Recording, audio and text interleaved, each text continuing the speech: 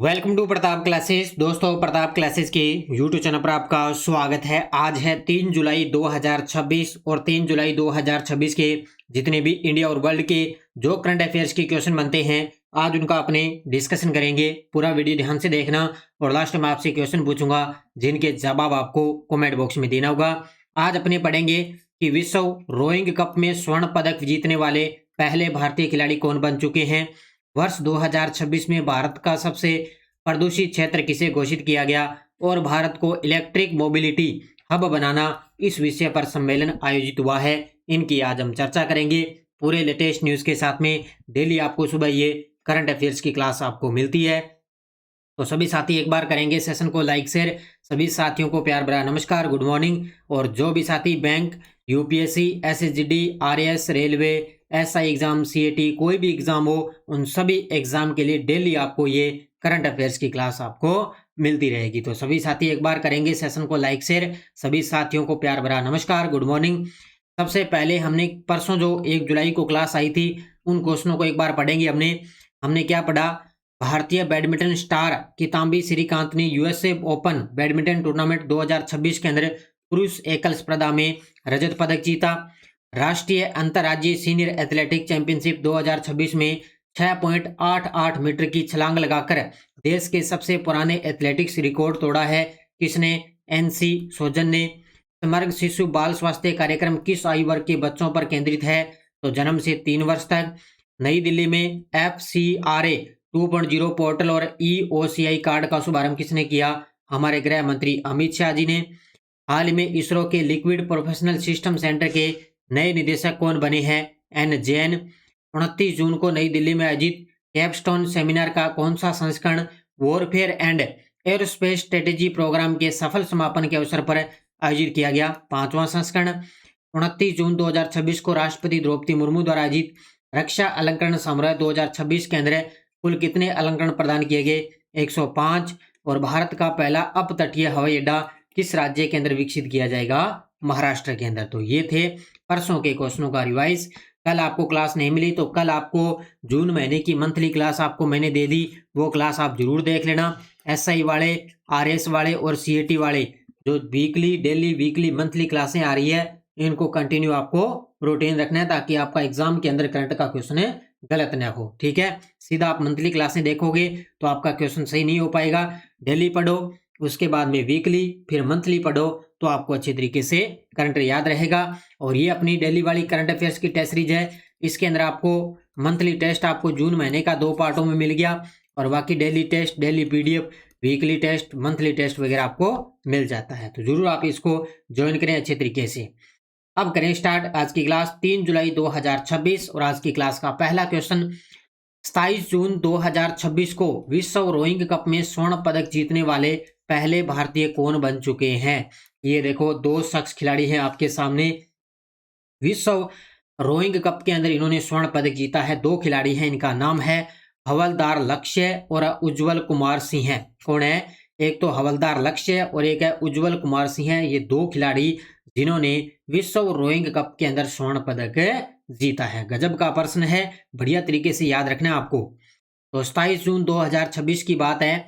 तो भारतीय रोइंग के इतिहास में पहली बार हवलदार लक्ष्य और उज्जवल कुमार सिंह ने स्विट्जरलैंड के ल्यूनर्स में आयोजित विश्व रोइंग कप की lightweight men's double scull में स्पर्धा के अंदर इन्होंने स्वर्ण पदक जीता है। तो ये याद रखना, इसका आयोजन कहाँ पे हुआ था? स्विट्जरलैंड के ल्यूरसन के अंदर आयोजित हुई थी भारतीय रोइंग के इतिहास में। तो ये विश्व रोइंग कप चैंपियनशिप हुई जिसके अंदर ये 2 भारतीय है, एक तो हवलदार लक्ष्य और एक उज्जवल कुमार सिंह। इन्होंने इसके अंदर स्वर्ण पदक जीता है। बस ये इतनी चीज आपको याद रखनी है बढ़िया तरीके से। ओके, अगला प्रश्न।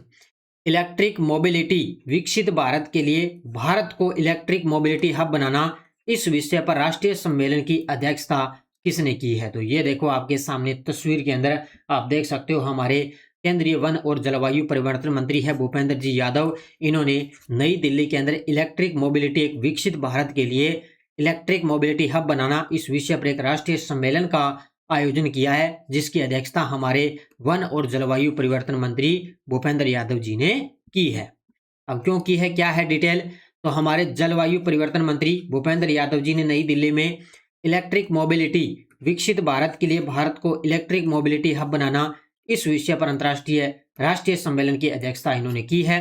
यह सम्मेलन एसोचैम द्वारा आयोजित किया गया था, जिसका उद्देश्य भारत को वैश्विक इलेक्ट्रिक वाहन निर्माण केंद्र बनाने की रणनीति पर चर्चा करनी है। यानी कि ये जो सम्मेलन ना, ये एसोचैम द्वारा आयोजित किया गया था, जिसका उद्देश्य भारत को वैश्विक इलेक्ट्रिक वाहन निर्माण केंद्र बनाने की रणनीति पर चर्चा करना है। ठीक है, यानी कि वैश्विक, सीधी सी बात है, जो वैश्विक इलेक्ट्रिक वाहन है उससे संबंधित ये है। तो ठीक है, तो ये क्या है, इस विषय पर राष्ट्रीय सम्मेलन हुआ नई दिल्ली में। राष्ट्रीय समुद्री खाद्य मूल्य संवर्धन कौशल ओलंपियाड के दूसरे संस्करण का भव्य फाइनल कहां आयोजित किया गया है। ये देखो आपके सामने तस्वीर में, इसमें दो खिलाड़ी भी हैं जो पहले स्थान पे दूसरे स्थान पे रहे। तो राष्ट्रीय समुद्री खाद्य मूल्य संवर्धन कौशल ओलंपियाड का दूसरा संस्करण कहाँ पे हुआ था, कोच्चि के अंदर। कहाँ पे आयोजित किया गया था, कोच्चि केरल के अंदर इसका सफल आयोजन किया गया है। अब इसमें जो फर्स्ट स्थान पे रहे उनके नाम आपको याद रखने हैं। तो इसका जो फाइनल है वो कोच्चि में हुआ था, दूसरा संस्करण है, याद रखना। और इस प्रतियोगिता में पी सूर्य भास्कर जो देवी फिशरीज लिमिटेड काकीनाडा से विजेता रहे, जबकि मुथु कुमारन ये थेवा एंड कंपनी तूतीकोरन से दूसरा स्थान प्राप्त किया है। बस ये दोनों के नाम याद रखने कि इस प्रतियोगिता के अंदर पहला स्थान पी सूर्य भास्कर को, ठीक है, तो पहला स्थान पी सूर्य भास्कर को और दूसरा स्थान किसको मिला है, मुथु कुमारन को मिला है। तो ये गजब का प्रश्न है। और इसका जो खाद्य मूल्य जो संवर्धन कौशल ओलंपियाड है, इसका जो आयोजन है वो कोच्चि के अंदर किया गया था। ओके, अगला क्वेश्चन, K9 वज्र टी स्वचालित होवित्जर कार्यक्रम भारत और किस देश के बीच रक्षा सहयोग का सफल उदाहरण है। ये भी गजब का प्रश्न है। ये देखो, ये है K9 वज्र टी, क्या है, K9 वज्र टी है और एक स्वचालित ये होवित्जर कार्यक्रम है। उसी के अकॉर्डिंग भारत और दक्षिणी कोरिया के बीच में ये एक सहयोग का सफल उदाहरण है। यानी कि दक्षिण कोरिया, भारत और दक्षिणी कोरिया के बीच में एक रक्षा सहयोग का उदाहरण है। ये एक मेक इन इंडिया पहल के तहत क्या है, इसमें भारत से निर्मित किया गया ये। तो इसमें क्या है, तोपखाना तकनीक है, कोई स्वदेशी निर्माण है, उसका एक उत्कृष्ट संगम देखा गया है। ओके, याद रखना है इसको। तो K9 वज्र टी भारत और दक्षिणी कोरिया के बीच रक्षा सहयोग का सफल उदाहरण है। मेक इन इंडिया पहल के तहत इसे लॉर्सन एंड टुब्रो ने हनवा एरोस्पेस से प्रौद्योगिकी हस्तांतरण समझौते के आधार पर भारत में निर्मित किया है। यानी कि मेक इन इंडिया पहल के तहत लार्सन जो टुब्रो है उसके द्वारा इसको क्या है, हस्तांतरण पर समझौते के आधार पे इसको भारत में निर्मित किया गया। यह उन्नत तोपखाना तकनीक और स्वदेशी निर्माण का उत्कृष्ट संगम देखा गया है। तो ये भारत और दक्षिणी कोरिया के बीच है K9 वज्र टी। भारत की डिजिटल भुगतान प्रणाली यूपीआई अपनाने वाला दुनिया का 10वां देश कौन सा बन चुका है। तो याद रखना, भारत की डिजिटल भुगतान प्रणाली यूपीआई अपनाने वाला दुनिया का 10वां सबसे देश बन चुका है ग्रीस। कौन सा देश बन चुका है, ग्रीस देश बन चुका है। क्योंकि लगभग आपको पता है दुनिया के अंदर जो यूपीआई है वो धीरे धीरे अलग अलग देश अपना रहे हैं। तो अब ये 10वां देश बन गया ग्रीस। तो ग्रीस है वो भारत की डिजिटल भुगतान प्रणाली यूपीआई यानी कि यूनिफाइड पेमेंट्स इंटरफेस अपनाने वाला दुनिया का 10वां देश बन चुका है। इससे पहले सिंगापुर, संयुक्त अरब अमीरात, France, Mauritius, Nepal, Bhutan, Qatar, Sri Lanka, Cambodia में भी यूपीआई सेवा शुरू की जा चुकी है। तो ये इन देशों के अंदर तो शुरू हो चुकी है और अब ग्रीस के अंदर भी ये यूपीआई प्रणाली शुरू हो चुकी है। 1 जुलाई 2026 को एयर स्टाफ के 51वें वाइस चीफ यानी कि उप प्रमुख का पदभार किसने संभाला है। तो ये देखो आपके सामने तस्वीर के अंदर 1 जुलाई 2026 को एयर स्टाफ के 51वें वाइस चीफ उप प्रमुख का पदभार संभाला है आशुतोष दीक्षित ने। किसने संभाला है, option number B, Ashutosh Dikshit ने। देख सकते हो आप, ये बहुत सारे जो चीफ वगैरह ना ये नए बने सारे, इनको बढ़िया तरीके से पढ़ लेना। तो एयर मार्शल आशुतोष दीक्षित ने 1 जुलाई 2026 को भारतीय वायुसेना में एयर स्टाफ के 51वें वाइस चीफ का पदभार संभाला है यानी कि उप प्रमुख बने हैं। इन्होंने एयर मार्शल नागेश कपूर का स्थान लिया है जो 30 जून 2026 को लगभग 40 वर्ष की सेवा के बाद में सेवानिवृत्त हो चुके हैं। तो इन्होंने नागेश कपूर का स्थान लिया है जो सेवानिवृत्त हो गए। अब एयर मार्शल आशुतोष दीक्षित है वो भारतीय वायुसेना के 51वें उप प्रमुख बने हैं। वर्ष 2026 में भारत का सबसे प्रदूषित क्षेत्र किसे घोषित किया गया। ये देखो आंकड़ा आ गया आपके सामने। तो ये 34 स्थान के अंदर बन गया प्रश्न, ठीक है। तो वर्ष 2026 में भारत का सबसे प्रदूषित क्षेत्र किसे घोषित किया गया, बर्नी हाइट। कौन सा बन गया, बर्निहाइट है और ये लगभग मान के चलो असम और मेघालय की सीमा पर स्थित ये शहर है बर्निहाइट। ये 2026 के अंदर भी भारत का सबसे प्रदूषित क्षेत्र घोषित किया गया है। तो असम मेघालय सीमा पर स्थित औद्योगिक शहर है बर्निहाइट को आधिकारिक तौर पर 2026 में भारत का सबसे प्रदूषित क्षेत्र घोषित किया गया।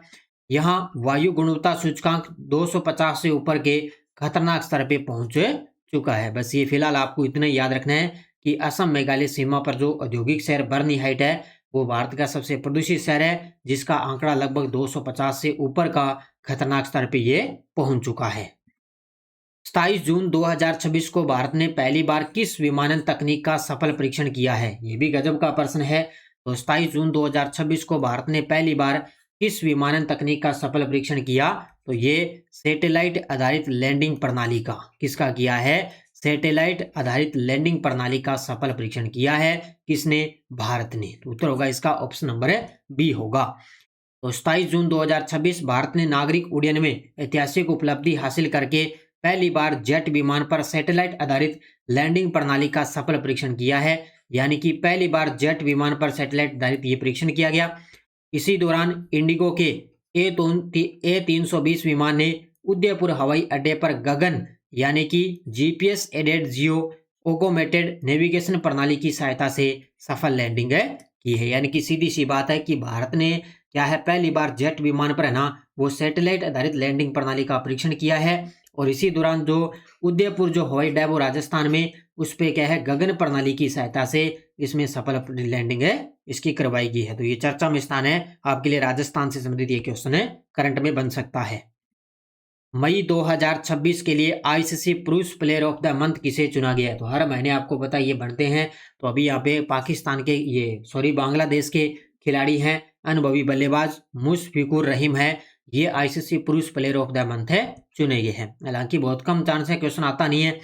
तो बांग्लादेश के अनुभवी बल्लेबाज मुशफिकुर रहीम को मई 2026 के लिए आईसीसी पुरुष प्लेयर ऑफ द मंथ चुना गया। वहीं इंग्लैंड की तेज गेंदबाज लोरेन बेल को मई 2026 के लिए आईसीसी महिला प्लेयर ऑफ द मंथ चुना गया। तो महिला कौन है? इंग्लैंड की तेज गेंदबाज लोरेन बेल है और पुरुषों के अंदर मुशफिकुर रहीम को चुना गया है। तो ये हर महीने क्या अवार्ड मिलते हैं। तो मई मंथ का इन दोनों को अवार्ड मिला है। ओके, अब देखो आपके सामने वन लाइनर करंट। पहला है कैबिनेट की नियुक्ति समिति ने रवि अग्रवाल को कॉन्ट्रैक्ट के आधार पे केंद्रीय प्रत्यक्ष कर बोर्ड यानी कि सीबीटी के चेयरमैन के तौर पे फिर से नियुक्त करने को मंजूरी दे दी है। तो समिति ने रवि अग्रवाल है वो केंद्रीय प्रत्यक्ष बोर्ड के चेयरमैन है। 5 बार के world chess champion Vishwanath Anand को 24 जून 2026 को sports journalist federation of India medal से सम्मानित किया गया। ये पॉइंट नोट कर लेना। 5 बार के वर्ल्ड चैंपियनशिप है विश्वनाथ आनंद, इनको क्या है sports journalist federation of India medal से सम्मानित किया गया। लेफ्टिनेंट जनरल मोहित मल्होत्रा को दक्षिणी पश्चिमी कमान के general officer commanding in chief का पदभार इन्होंने ग्रहण किया है। इसके अलावा लेफ्टिनेंट जनरल संदीप जैन है वो सेना के उप प्रमुख के रूप में पदभार ग्रहण किया। और इस्पात मंत्रालय ने अनुसूची ए के अंतर्गत आने वाले केंद्रीय सार्वजनिक क्षेत्र के उद्यम metallurgical and engineering constellation limited है मैकोन को मिनी रत्न श्रेणी 1 का दर्जा देने को मंजूरी दी है। ये पॉइंट भी नोट कर लेना कि मिनी रत्न श्रेणी 1 का दर्जा देने की मंजूरी दी मैकोन को। और वैज्ञानिक डॉक्टर जगन्नाथ नायक है वो डीआरडीओ के मिसाइल और रणनीतिक प्रणाली विभाग के महानिदेशक नियुक्त हो चुके हैं। तो डॉक्टर वैज्ञानिक है डॉक्टर जगन्नाथ नायक वो डीआरडीओ के मिसाइल और रणनीतिक प्रणाली विभाग के महानिदेशक नियुक्त हो चुके हैं। तो ये वन लाइनर आपको अच्छे तरीके से याद रखनी है। और ये टेलीग्राम ग्रुप है कोई सूचना आती है, कोई लिंक, कोई नोटिफिकेशन, सब आपको टेलीग्राम पे सूचना मिल जाती है। जरूर आप इसको ज्वाइन करें अच्छे तरीके से। पिछले वीडियो का क्वेश्चन क्या था? हुरून ग्लोबल यूनिकॉर्न इंडेक्स के अनुसार भारत यूनिकॉर्न कंपनियों की संख्या के मामले में कौन से स्थान पे है? तो भारत है इसके अंदर चौथे स्थान पे। बहुत सारे विद्यार्थियों ने बड़े गजब के जवाब दिए, उन सभी को बहुत बहुत शुभकामनाएं। अब देखो question for you, global skill challenge Australia 2026 के अंदर भारत ने कुल कितने पदक जीते? 3, 4, 5, 6। इसका जवाब आपको कमेंट बॉक्स में देना है। और यस्टरडे डोज अपनी क्या थी? अनुसूचियां और उसका उपबंध बताना है। तो तीसरी अनुसूची में शपथ अथवा प्रतिज्ञा का प्रारूप है। 8वीं अनुसूची में मान्यता प्राप्त भाषाओं की सूची है। 10वीं अनुसूची में दल बदल के आधार पर अयोग्यता निर्भरता के उपबंध है, और 11वीं अनुसूची में पंचायत की शक्ति और प्राधिकार है दिया हुआ। ये प्रश्न आया हुआ है कि इनको सम्मिलित करो, इस प्रकार का ये प्रश्न एग्जाम में पूछा गया था। ठीक है, और अब देखो आपके लिए नेक्स्ट डोज, भारतीय संविधान के किस भाग में संघीय न्यायपालिका का उल्लेख है? भारत की संविधान सभा के निम्नलिखित में से कौन से सत्र में राष्ट्रमंडल में भारत की सदस्यता जारी रखने का निर्णय की पुष्टि की गई? मूल भारतीय संविधान को प्रवाहमयी इटैलिक शैली में किसके द्वारा हस्तलिखित किया गया था? और भारतीय संविधान की प्रस्तावना में समाजवादी और धर्मनिरपेक्ष शब्द किस संशोधन द्वारा जोड़े गए थे? अब ये चारों क्वेश्चन आए हुए हैं और लगातार मैं आए हुए प्रश्न ही आपको करवा रहा हूं, आप देख सकते हो, और यही घूम फिर के दोबारा प्रश्न आपको रिपीट है एग्जाम के अंदर मिलेंगे। तो इनके जवाब आपको कमेंट बॉक्स में देना है। ये SI 2021 री एग्जाम होगा, उसकी टेस्ट सीरीज चल रही है करंट अफेयर्स की, राष्ट्रीय अंतर्राष्ट्रीय राजस्थान तीनों का करंट मिल रहा है, और RS प्री एग्जाम की टेस्ट सीरीज है करंट अफेयर्स की, CAT की है, क्योंकि CAT में देखो 12वीं के अंदर तो करंट आएगा सिर्फ राष्ट्रीय और राजस्थान का, और ग्रेजुएशन लेवल है ना उसके अंदर तीनों का ही करंट आएगा, इंडिया वर्ल्ड और राजस्थान तीनों का करंट आएगा ग्रेजुएशन के अंदर। तो ये आप जरूर ज्वाइन करें, इसमें आपको गजब का कंटेंट आपको दिया जा रहा है, तो जरूर आप इसको ज्वाइन करें। तो सभी साथी करें वीडियो को जाते जाते लाइक शेयर। धन्यवाद। जय हिंद, जय भारत, जय राजस्थान।